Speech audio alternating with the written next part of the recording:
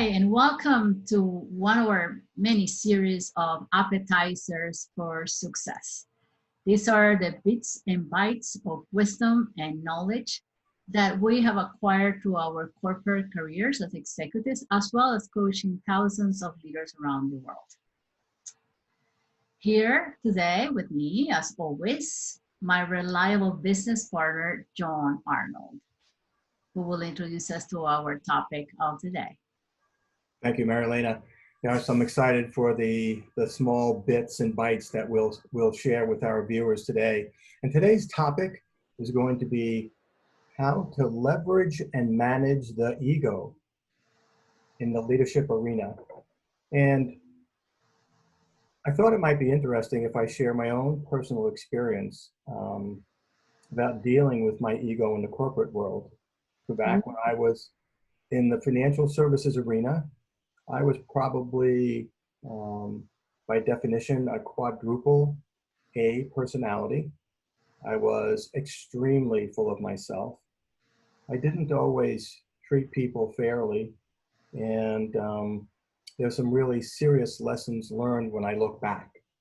At the time I was in that space, coaching wasn't even in the conversation. If you were to have someone who would be considered a coach, that meant that HR thought that there's something wrong with you, or that you were broken, or that you were potentially a performance problem or performance issue. But I learned over time, especially with feedback, which I resisted early on, that there's such value in feedback. So I learned to put an ice pack on my ego to reduce the swelling, to become the great leader, at least I was told that I was back then. Well, I think we all have been there, done that. Somehow we lose ourselves in that equation of becoming powerful or important in organizations. Same with me. I think the power of any executive or any leader comes from within, rather than waiting for judgments or observations from others. So I think it will be important, John, in the beginning of this conversation, to make a distinction between ego and self-esteem. Because a lot of people, have that. And so for me, self-esteem is, we all have it. It's an inner self. It's that inner confidence that you should have. Sometimes it gets recognized by others or not, but it's more important about the true connection, the true you, the true self that we'll carry and that we should be proud of. Because in my mind, in that sense, we're all made equal. And then, the difference becomes that, whatever degree, whatever experience we have. But when we are subjected to the recognition or to become more powerful, more away from that self, that's when ego appears. And especially ego in the detrimental sense of diminishing actually your self-esteem. You and I know, with some of our own experiences as well as with the leaders that we have coached, that ego comes from a place of actually lack of confidence. I'm going to stop there to see your reaction about that and what you have noticed. Where did that ego come from? Yeah, I agree with you that there's a confidence issue there. I think when we take a look at ego, there's also a fear factor. So in the leadership space I was in back in the financial services industry, it was a very alpha male, chest pounding culture at that particular time. And I think I was trying to fit in to that culture versus being my true authentic self as a leader. And I got caught up in that. I got caught up in the drama. I got caught up in the behaviors that, as I look back, were clearly not the best behaviors. They were clearly not the best inspiring and influential behaviors that you and I look for in the leaders that we coach today. So the good news was, for me, there were so many great learning lessons that have helped me become the executive coach I am today, just by the sheer learning as I look back or look into that mirror and see the different leader that I am today. But again, those are, I think, lessons learned. But a lot of that back then, I think, came from the fear of trying to fit in into that culture that was very prevalent back in the 80s and early 90s? I think it's still prevalent in certain people. I wouldn't characterize it by age or whatever, because you and I know that we have met young leaders too. They have a big ego, and I think we create that ego sense of us out of the evaluations that we get from people, the judgments that we are afraid of getting, the opinions and the value or the opinion of others over self. Sometimes we create an image that represents the good and the bad opinions of others, and we always want to be on the good side of people. So we might have sometimes to exacerbate, what we think that identity should look like instead of just being ourselves. So one of my biggest lessons and my best mentors, when I was in my corporate career, were leaders that were extremely vulnerable, that would admit immediately that they didn't know. Now, you and I know that as we got promoted in our corporate careers, and some are leaders too, you don't know. I mean, it doesn't matter how many courses, how many training or management or experiences that we have and how much we know. It's not about the knowing, it's about the being with the people that you care about. And I wanted to, I love Deepak Chopra. Is one of the people that I follow in his thinking. And, he's Hindu. And I got this poem that he read in one of the YouTube videos, and I want to read it to you and to our audience because I think it talks about ego, and it's by the poet Tagore, Tagore, if someone wants to look it up. So I'm going to read it. I came out alone on my way to my tryst, but who is this that follows me on the silent dark? I move aside to avoid his presence, but I escape him not. He makes the dust rise from the earth with his swagger. He has his loud voice to every word that I utter. He is my own little self, my Lord. He knows no shame, but I'm ashamed to come to your door in his company. And the Lord in this paragraph is the self. Mm-hmm. So there's a part of us that is ashamed of that ego when we realize we are in that position of demonstrating, my ego, the inflated ego. There's something very, very hard that comes along with recognizing that ego when somebody makes you aware of it. And you and I have seen when we work with our clients how the ego is not important anymore, and they're equally affected as we start, as we call it, peeling the onion or make that ego disappear, because it's actually hurting the performance of the one person who thinks they know it all. So any comments on that? Wow, that's a lot to unpack for sure. I love the poem, and thank you for sharing with us.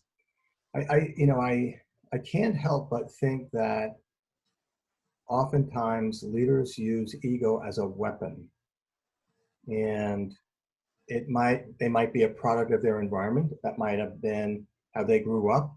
It might be part of their family upbringing, or it might also be part of the corporate culture that might be in. And one thing I want to point out here too, my friend, is that ego shows up everywhere. So over the course of our series, Appetizers for Success, we will be talking with and interviewing corporate leaders, government leaders, and religious leaders. So I don't think that, I don't think that ego rests within only one of those segments, but based on human behavior, I suspect it's spread out across all three of those disciplines in business, government, and religious organizations. So it'll be fascinating to talk to some of our guests about that going forward. I also wonder, and I don't experience this in current conversations with leaders that I'm coaching, I'm not hearing much about the ego in what I'm being expected to coach. I'm getting a sense over the last number of months, and in fact years, that leaders are asking, how can you help me become that much better leader that I need to be? How can you help me access the competencies I need beyond my ego, which is the space that you and I love to play in? Yes, and that for me is a reflection that a lot of people in organizations that want to be successful, they realize they can keep it up, because the cost of keeping at that persona or that identity is very costly to them. It costs them in so many ways. It costs them in lack of followership, lack of learning for organization, mistakes that they don't admit very rapidly and cost money to the organization. It costs them sometimes in representing someone that doesn't represent the corporate culture in which they also are trying to perform. So yeah, I mean, and nowadays, this is what I love, the younger generations, they tell you, they don't sugarcoat it, they tell you the way it is. Yes. They leave, they leave, especially in the United States, in which we don't have, long-term employees anymore, but people go from job to job, actually looking to learn and looking to leaders to learn from. So yeah, I mean, ego takes a lot of self-awareness, and a lot of organizations are working with their leaders to become more self-aware because of the impact that they can do not just to themselves, but also to the people that want to perform alongside with them.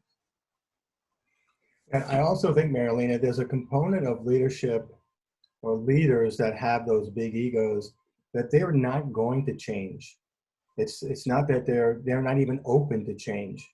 So I had a conversation last week, chemistry call, which you and I do when leaders are looking to interview, more than one coach, and typically it's 2 or 3 of us.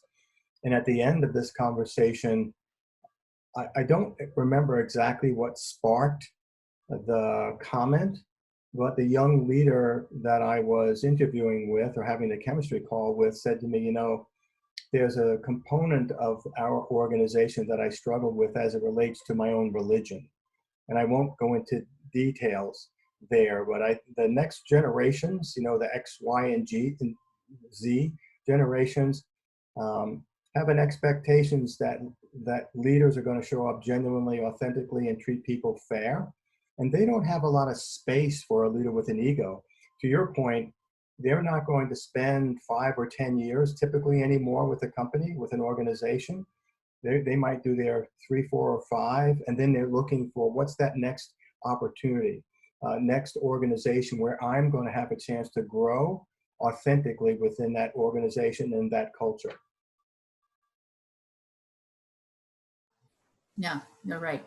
And again, I think for any leader, that we work with, they are constantly working on themselves. Again, raising the self-awareness, not just because this or that instrument, the 360 or the feedback or the assessment told them, it's because they realize they're not being as effective. And when you are quick to realize that there's a piece of you that needs to work on something, and you and I come in, or any other person that can help them internally or externally, then that's what that beautiful process of transformation comes. And it has to be something that they want, not that the organization wants for them. Because, and you and I know this, I always tell my client, listen, if you don't want to work on this aspect of your identity that is not serving you well and serving others well, it will haunt you, doesn't matter where you go. So it's something that is not particular to the job or the title or the organization. It's about the person. And I think, John, that our job is just so, we're so blessed to be in the presence of people that are so smart but yet so vulnerable, and that they want to transform themselves into these amazing leaders, that they want to leave a legacy that is above and beyond the work that they do now. Yeah, that's very true. You made an interesting point a few minutes ago when you talked about the willingness to work on themselves.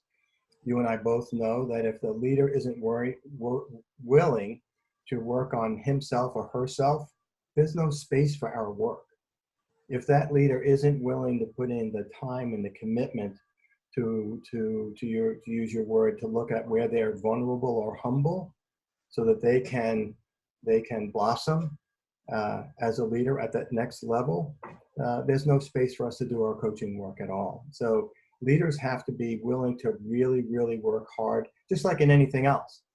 You know, I was fortunate to work with a special forces individual. And to achieve that level, you have to be willing to really to work as hard as you possibly can, regardless of the physical or mental challenge that you might be facing. And that in many cases, that's no different than a leader. He or she recognizes the challenges that they're facing, and they have to take a look in that mirror and see, are they willing to do the really hard work to take their leadership game to the next level and put the ego to the side?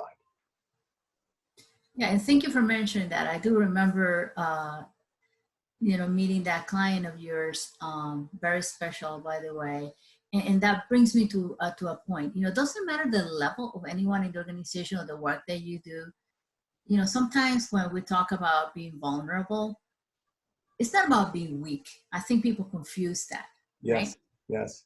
And I think that vulnerable people sometimes, or leaders that I've met in my life, are the most powerful one. There's an inner power, there's an inner source of wisdom and wit that just doesn't come from anywhere.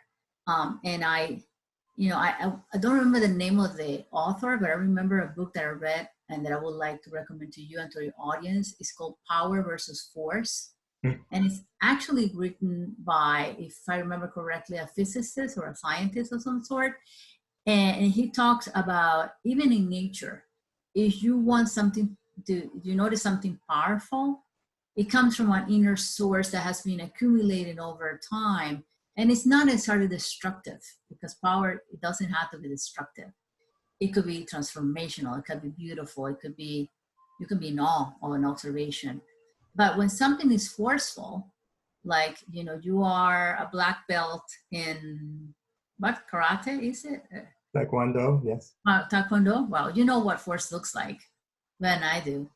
But the physical or the psychological force sometimes that people put into that persona, that identity of being a leader, is just so detrimental. I mean, it's draining, absolutely draining. That can happen to you when you were in your corporate work before. And to me, when I was an exec, imagine me, Latina, woman, financial industry, managing 7,000 people from 23 different countries. Of course, I had to put all my armor on, because I wasn't equipped for that. Nobody equipped me for that. And ego flourish. But yet, people call me on it. And I love those people that used to report to me and that are now my friends, that had the courage to come out and say, hey, stop. You don't have to do it that way, for us to recognize the value that you bring to the organization and to us. So I think that distinction is important, power versus force versus ego versus self-esteem. So I hope our audience have captured all that, because those are, a lot of concepts all together that we're trying to summarize here today. Well, as we close our conversation, I want to share a really quick story. Several years ago, I was given the opportunity to do a chemistry call with a leader. We had blocked 45 minutes for the call. That leader spent 40 minutes telling me about himself the entire time. And so it was pretty clear to me at the end of the call, as you know, the potential leader has the option to either select us or not. And we also have that same option. And when I went back to the company, I said, I don't think this is a good fit. I don't think I'm a good fit for this leader. And to make a long story short, we ended up having conference calls with the president of that company, HR, the company I was representing, and had a conversation about this. To make a long story short, we did engage. I did work with that leader. We had a very frank conversation about the importance of commitment and honoring agreements in our work together.